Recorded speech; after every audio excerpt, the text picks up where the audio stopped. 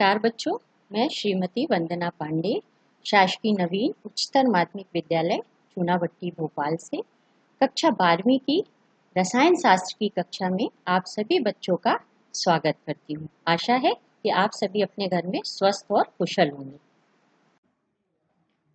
चलिए बच्चों, आज शुरू करते हैं।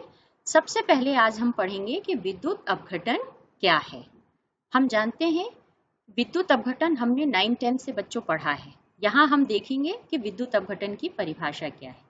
जब किसी विद्युत अपघट्य में हम विद्युत धारा प्रवाहित करते हैं तो जो विद्युत अपघट्य होता है वो अपने आयनों में परिवर्तित हो जाता है और रासायनिक अभिक्रिया होती है। इस घटना को हम कहते हैं विद्युत अपघटन। चलिए देखते हैं कि ये कहाँ पे होती है। तो सबसे पहले विद्युत अपघटन की जो क्रिया होती है जिस सेल में होती है उसे कहते हैं विद्युत अपघटनी सेल। जैसा कि हम पढ़ चुके हैं बच्चों कि किसी भी सेल में दो इलेक्ट्रोड होते हैं, एनोड और कैथोड। यहाँ पे हम देखेंगे चूंकि जो विद्युत अपघटन की क्रिया होती है इसमें बाह्य स्रोत से हम विद्युत धारा प्रवाहित करते हैं। तो यहाँ पे जो एनोड होता है वो बैटरी के धन सिरे से जुड़ा होता है और जो कैथोड होता है वो बैटरी के ऋण सिरे से जुड़ा होता है, जबकि विद्युत रासायनिक सेल में जस्ट अपोजिट होता है। उदाहरण देख लें यहाँ पे बच्चों कि जैसे पिघला हुआ NaCl शुद्ध का विद्युत अपघटन नहीं होगा। विद्युत अपघट्य का पिघले हुए NaCl का यदि हम विद्युत अपघटन करते हैं तो क्या प्रोसेस होगी, जो NaCl है वो अपने आयनों में टूट जाएगा। जैसा कि हम यहाँ पे देख रहे हैं Na+ और Cl- आयन यहाँ चित्र में भी बच्चों दिख रहा है। ये दो इलेक्ट्रोड हैं, एनोड और ये कैथोड। ठीक है, NaCl यहाँ पे लिया गया है, Na+ आयन बनता है जैसा कि मैंने यहाँ बताया और Cl- आयन है तो इसकी टेंडेंसी कैथोड की ओर जाने की होगी और इसकी टेंडेंसी एनोड की ओर जाने की होगी। तो ये Na+ आयन कैथोड के पास जाकर के इलेक्ट्रॉन को ग्रहण करता है और Cl- आयन जो है ये एनोड की ओर जाकर के इलेक्ट्रॉन को डोनेट करता है। तो यहाँ पे हम अभिक्रिया देखेंगे कि कैथोड जो है वो Na+ एक इलेक्ट्रॉन ग्रहण करता है सोडियम आयन और सोडियम धातु में बदल जाता है। उसी प्रकार से एनोड पे क्या अभिक्रिया होती है, जो क्लोराइड आयन होता है बच्चों वो अपने इलेक्ट्रॉन को दान करके क्लोरीन गैस बनाता है। आइए आगे देखते हैं। यहाँ चित्र से बच्चों स्पष्ट है ये एनोड कैथोड और ये इस तरह से इलेक्ट्रॉन प्रवाहित हो रहे हैं।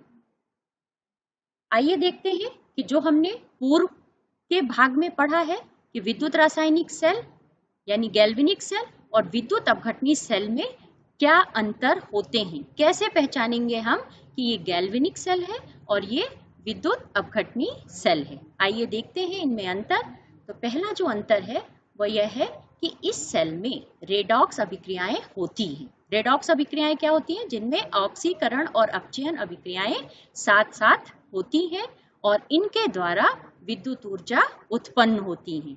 मतलब इसमें स्वतः होने वाली रासायनिक अभिक्रियाओं से विद्युत ऊर्जा उत्पन्न होती है और जो रासायनिक अभिक्रियाएं स्वतः नहीं होती उस रासायनिक अभिक्रिया को संपन्न करने के लिए हम इस विद्युत ऊर्जा का उपयोग करते हैं। पहला विद्युत अपघटनी सेल में देखें तो इस सेल में विद्युत ऊर्जा बाहरी स्रोत से दी जाती है, उसके द्वारा विद्युत रासायनिक परिवर्तन होता है। जैसा कि मैंने अभी सेल में आपको बताया कि बाहरी स्रोत से हम विद्युत धारा इसमें प्रवाहित करते हैं।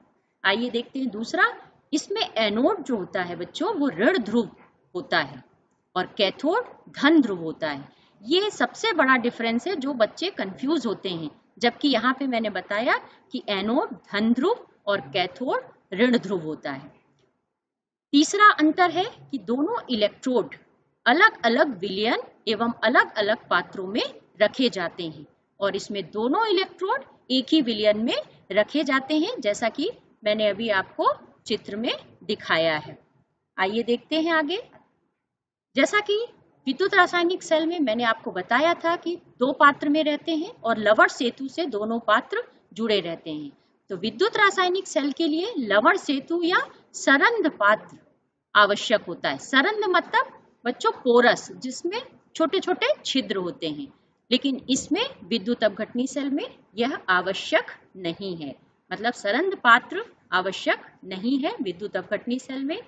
पांचवा जो अंतर है कि सेल के कार्य करने पर मुक्त ऊर्जा में कमी आती है, अर्थात जब सेल खुद कार्य करता है, इसमें सेल द्वारा कार्य किया जाता है, तो उसके सेल के मुक्त ऊर्जा में कमी आती है। अर्थात यहाँ पे हम देख रहे हैं डेल्टा जी, जिसे कि फ्री एनर्जी कहा जाता है, तो delta G is less than 0। और विद्युत अपघटनी सेल में हम देखें तो सेल में कार्य करने पर मुक्त ऊर्जा में वृद्धि होती है। बहुत बड़ा अंतर है ये दोनों में बच्चों। और यहाँ पे हम देख रहे हैं कि delta G is greater than 0, जबकि यहाँ पे क्या है, delta G is less than 0 है। छठवां जो अंतर है, इसमें सेल द्वारा कार्य किया जाता है, यानी जो विद्युत रासायनिक सेल होता है ये सेल स्वयं कार्य किया जाता है, खुद कार्य करता है, लेकिन विद्युत अपघटनी सेल है, इस पे सेल पर कार्य किया जाता है। जैसा कि बताया मैंने आपको कि बाहरी सोर्स से, ये डायग्राम भी दोनों के हैं, गैल्वेनिक सेल है जो कि एक विद्युत रासायनिक सेल है, और ये एक इलेक्ट्रोलिटिक सेल है यानी विद्युत अपघटनी सेल है। और यहाँ स्पष्ट है बच्चों कि ये एनोड है, एनोड में देखिए ये ऋण ध्रुव है, कैथोड है ये धन ध्रुव है, और ये इलेक्ट्रोलाइट है, और ये हमारा गैल्वेनिक सेल है। यहाँ एनोड से कैथोड की ओर इलेक्ट्रॉन प्रवाहित हो रहे हैं। इलेक्ट्रोलिटिक सेल में देखें बच्चों, ये हमने बाहरी स्रोत से इसमें विद्युत धारा प्रवाहित की है। एनोड बैटरी के धन सिरे से जुड़ा है और कैथोड बैटरी के ऋण सिरे से जुड़ा है। ये एक बहुत महत्वपूर्ण प्रश्न है जो कि परीक्षा में हमेशा पूछा जाता है। आगे चलते हैं। अब हम देखते हैं कि विद्युत अपघटन के फलस्वरूप क्या प्रोसेस होती है।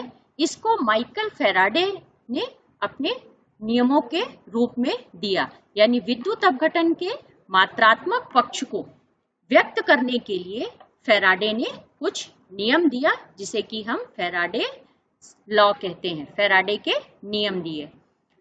अब देखते हैं कि फैराडे ने विद्युत अपघटन के संबंध में क्या नियम दिया। चूंकि विद्युत अपघटन के मात्रात्मक पक्ष का वर्णन किया है, तो इन्होंने दो नियम दिए, प्रथम नियम और द्वितीय नियम। तो प्रथम नियम पे पहले नजर डालेंगे। इस प्रथम नियम के अनुसार किसी विद्युत अपघट्य के विलयन में विद्युत धारा प्रवाहित करने पर इलेक्ट्रोड पर मुक्त होने वाले पदार्थ की मात्रा या उत्पन्न होने वाली गैस की मात्रा विलयन में प्रवाहित होने वाली विद्युत धारा की मात्रा के समानुपाती होती है।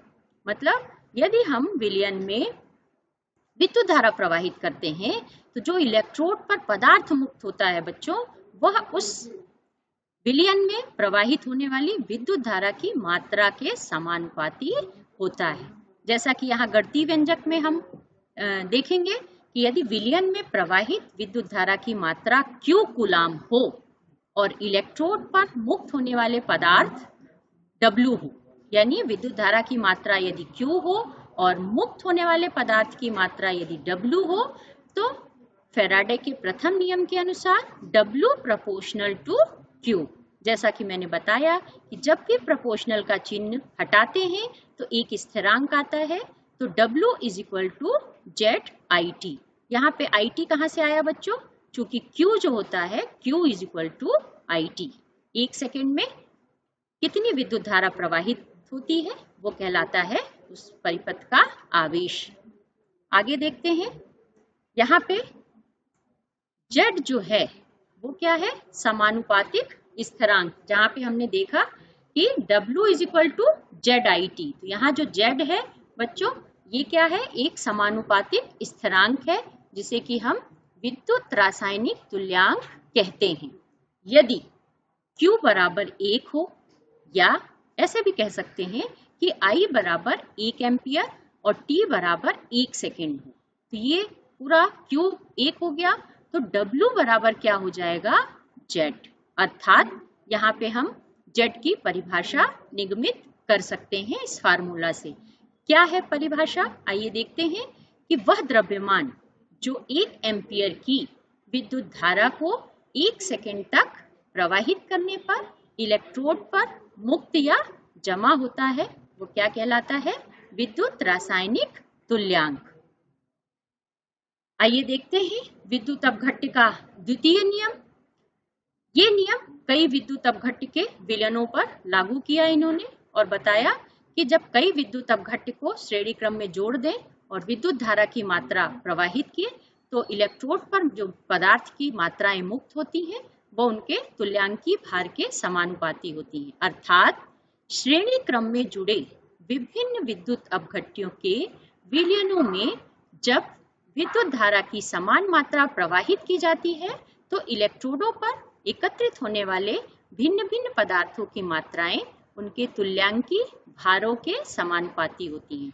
अर्थात W जो कि पदार्थ का भार है और E क्या है, तुल्यांकी भार है।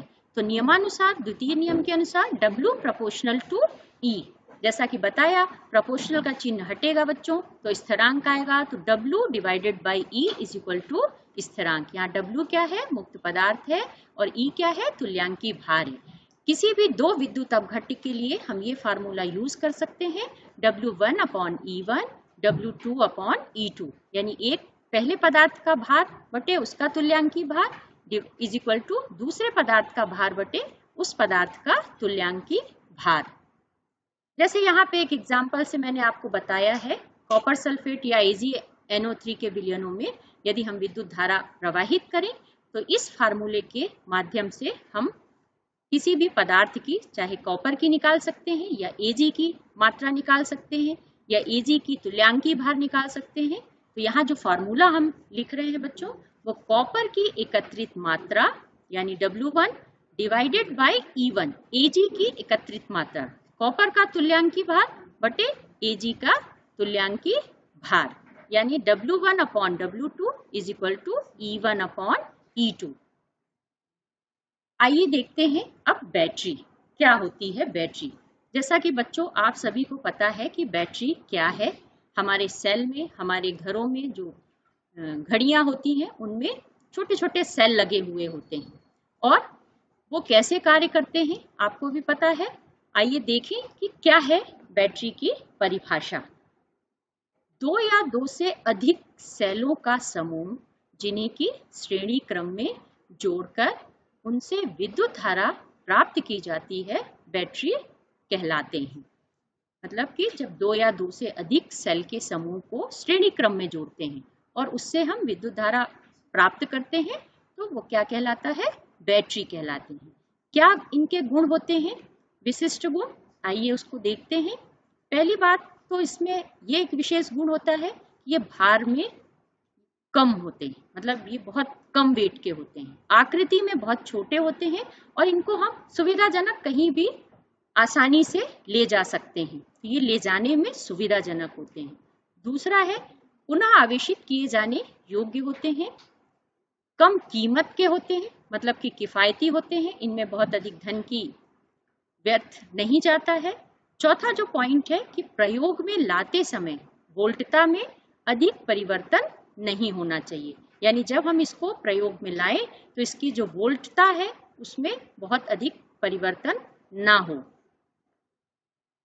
आइए देखते हैं कि प्राथमिक सेल और द्वितीयक सेल क्या है। यहाँ पे चित्र से स्पष्ट है बच्चों, ये टॉर्च सेल देख रहे हैं, घड़ी में मरकरी सेल लगे हुए होते हैं, ये इस तरह से यहाँ पे सेल प्रदर्शित है, प्राथमिक सेल और द्वितीयक सेल। सीसा संचायक सेल है यहाँ पे, लेड सेल है यहाँ पे। आगे देखते हैं, अब ये देखते हैं कि बैटरी कितने प्रकार की हो सकती है। तो बैटरी दो प्रकार की होती है, प्राथमिक बैटरी और द्वितीयक बैटरी। इसको इस तरह से भी कह सकते हैं बच्चों, प्राथमिक सेल और द्वितीयक सेल में अंतर पूछा जाता है अक्सर परीक्षा में। आइए देखते हैं कि प्राथमिक बैटरी क्या होती है, इसके क्या गुण होते हैं। तो पहला जो इसका गुण होता है वो होता है कि एक बार ये आवेशित होती है, इसे हम सिर्फ एक बार ही यूज कर सकते हैं। दूसरा है ये निष्क्रिय हो जाते हैं, एक बार यूज करने के बाद इन्हें हम दोबारा यूज नहीं कर सकते।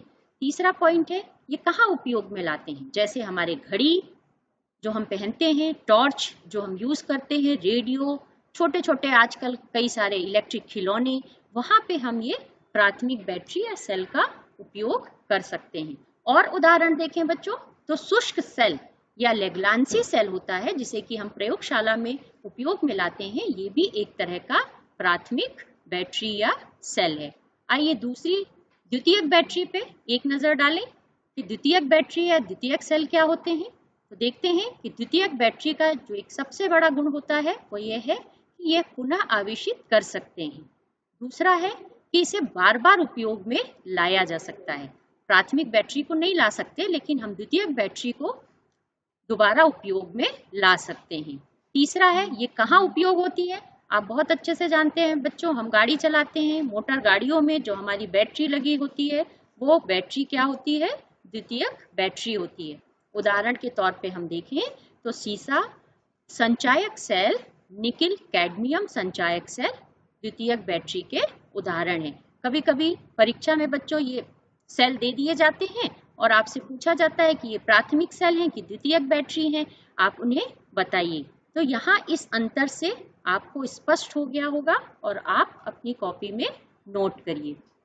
आइए देखते हैं कि ईंधन सेल क्या होता है। ईंधन सेल हम जानते हैं कि जो गैल्वेनिक सेल होता है वो रासायनिक ऊर्जा को सीधे ही विद्युत ऊर्जा में कन्वर्ट करता है, यानी बदलता है, और इसकी दक्षता भी अधिक होती है। लेकिन अब ऐसे सेलों का निर्माण संभव हो गया है जिनमें अभिकर्मकों को लगातार इलेक्ट्रोडों पर उपलब्ध कराया जा सकता है तथा उत्पाद जो कि बनते हैं वैद्युत अपघट्य पात्र में, उनको हम लगातार कक्ष से हटा सकते हैं, और उसी का ये एग्जाम्पल है हमारा ईंधन सेल।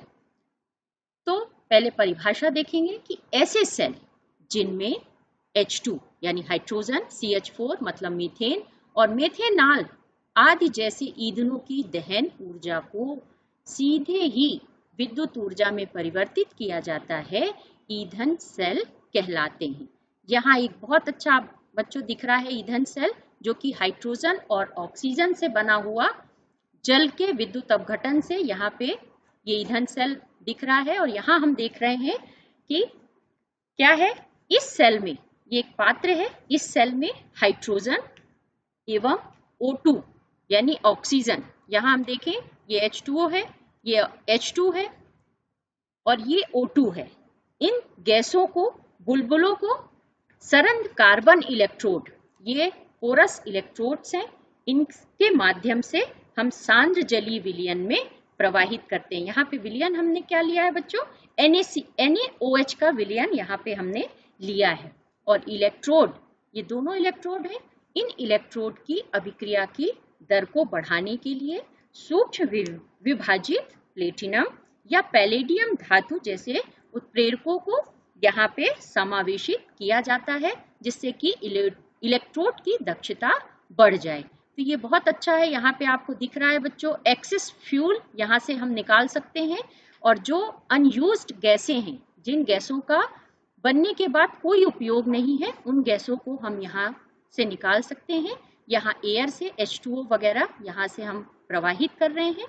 तो ये एक ईंधन सेल है जो कि हमारे विद्युत ऊर्जा का बहुत अच्छा स्रोत है, और सबसे बड़ी जो इसका लाभ है ईंधन सेल का वो ये है कि इसकी दक्षता विद्युत रासायनिक सेल की तुलना में बहुत ज़्यादा होती है, और यह बहुत सस्ता होता है, ड्यूरेबल होता है। तीसरा जो पॉइंट है कि इससे प्रदूषण नहीं होता है। और एक जो बहुत महत्वपूर्ण बात है बच्चों, मैं यहाँ आपको बताना चाहूँगी कि इस सेल को अपोलो अंतरिक्ष कार्यक्रम में विद्युत ऊर्जा प्रदान करने के लिए प्रयोग में लाया गया था। और इस अभिक्रिया से जो जल बनता है बच्चों, उसको जलवाष्प में संघनित्र करके इसका उपयोग अंतरिक्ष यात्रियों के लिए पेयजल के रूप में किया जाता है। तो आशा है बच्चों ये ईंधन सेल बहुत अच्छे से हर साल 4 नंबर के प्रश्न में ये पूछा जाता है और बहुत ही महत्वपूर्ण भाग है हमारे इस अध्याय का। आगे देखते हैं संचारण, जैसा कि नाम से ही पता है। आइए देखें कि संचारण क्या है। पहले तो हम आपको संचारण से देखेंगे कि संचारण है क्या। आपने देखा होगा बारिश के मौसम में जो लोहे की वस्तुएं होती हैं यदि पानी में रखी रहती हैं तो उनमें उसकी सतह थोड़ी सी मटमैली टाइप की हो जाती है, तो उसे हम कहते हैं कि लोहे में जंग लग गया।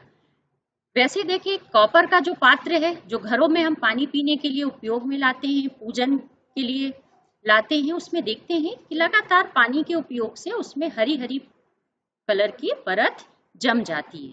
तो आइए अब हम देखेंगे कि इसकी परिभाषा क्या है।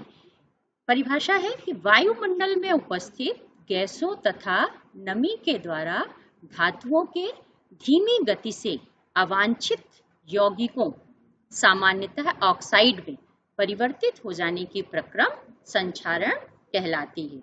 उदाहरण जैसा कि मैंने आपको अभी पहले बताया कि लोहे में जंग लगना संक्षारण का बहुत अच्छा उदाहरण है। आइए देखें कि कैसे यह लोहे में जंग लगती है। तो जो वायुमंडल में नमी उपस्थित होती है, विभिन्न प्रकार की गैसें उपस्थित होती हैं, तो वायुमंडल में उपस्थित नमी कार्बन डाइऑक्साइड और ऑक्सीजन से क्रिया करके लोहा हाइड्रेटेड फेरिक ऑक्साइड बनाता है, जिसका कि सामान्य सूत्र होता है Fe2O3 into XH2O। यहाँ पे ये जो Fe2O3 H2O होता है इसी को हम क्या कहते हैं बच्चों, जंग। अभी परीक्षा में पूछा गया था जंग का फार्मूला, तो ये 1 नंबर का प्रश्न हमेशा आता है और बच्चे नहीं लिखते, इसलिए इसे आप अपनी कॉपी में नोट करिए। आइए देखते हैं, यहाँ चित्र द्वारा प्रदर्शित है। ये हम देख रहे हैं कि लोहे के वस्तुओं के संक्षारण को जंग कहा जाता है। ये देखिए ये लोहे का, ये इससे क्या होता है, धीरे धीरे धातु का क्षय होता है और अंततः धातु नष्ट हो जाती है। ये देखिए पूरी तरह से धातु में जंग लग गई है। दूसरा हम देख रहे हैं, अब आज देखते हैं कि संक्षारण की क्रिया कैसे होती है। दूसरे चित्र में बच्चों यहाँ पे हमने बताया है कि किस तरह से संक्षारण होता है। यहाँ ये एक सरफेस है जो कि आपको दिख रही है मटमैले कलर की। ये क्या है, Fe2O3 into XH2O। ये जंग है। कैसे जंग लगती है आइए देखते हैं कि जब भी लोहे से बनी किसी वस्तु के विशेष स्थल पर जब ऑक्सीकरण होता है तो वह स्थान एनोड का कार्य करने लगती है। मतलब कि जहां यदि ऑक्सीकरण हो रहा है वो सरफेस कैसे कार्य करेगी बच्चों, एनोड का कार्य करेगी।